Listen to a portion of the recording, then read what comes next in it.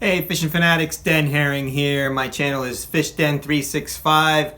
Good to be back. Today we're going to talk about covering water. We were recently at a camping trip, my son and I, up at Lake Wallenpaupack just a week ago. We camped overnight on Saturday night and we fished pretty much the entire day on Saturday, or at least a good part of it.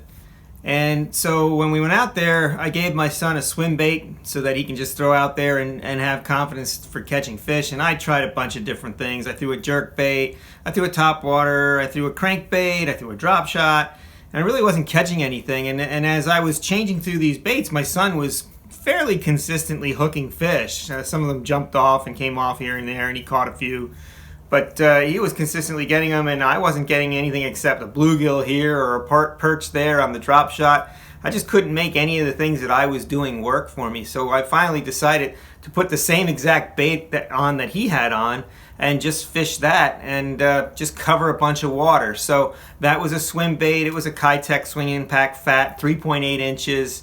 And the bait is, in my mind, a replacement for a spinnerbait. So back in the day, if there was no swim baits, we'd be throwing a spinnerbait in these conditions. And I imagine that would still work today. It's just that Wallenpaupack gets a lot of fishing pressure. There were actually 2 tournaments going on while we were there.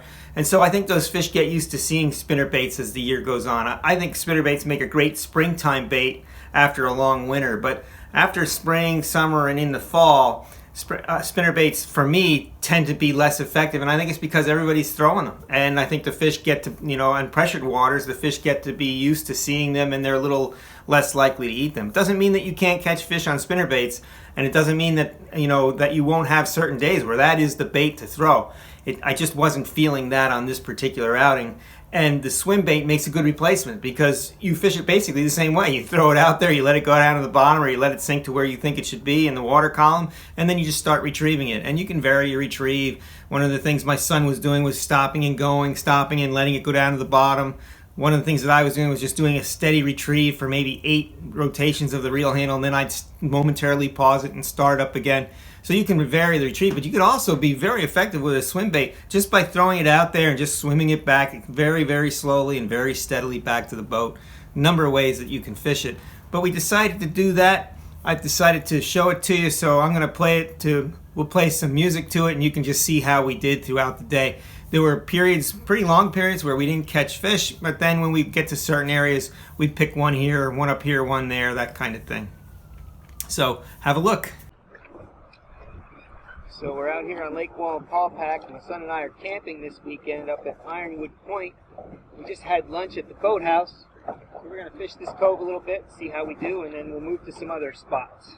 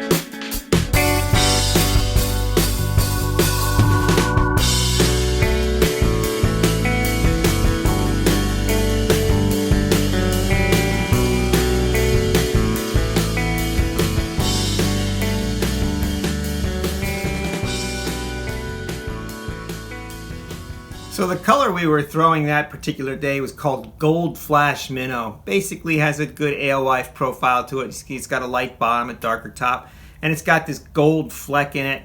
And I found that when you have overcast days like we did on that particular day, sometimes the smallies seem to like something with a little bit of gold in it or a gold fleck. And so that's the whole reason why we were fishing that color. Both the largemouths and smallmouths seemed to want it. We were throwing it on a Kalin's lead-headed jig, half-ounce jig. We were throwing a rather heavy jig head. We threw 3/8 ounce some, and we threw half-ounce. Whole reason being was that we found that the fish were chasing the bait, so we throw that half-ounce out there. It just gets down there faster and stays. You can fish it a little faster, reel it a little faster, and still keep it down near the bottom. So we went on that, and that was the bait we threw. Once I got through the first hour or so and decided to give up on top water, jerkbaits, crankbaits, and drop shots. This is what we both threw the entire time. I hope you enjoyed the video. If you liked it, give me the thumbs up. Let me know that we're giving you the right kind of content here. We have some good videos coming up in the near future, so stay tuned.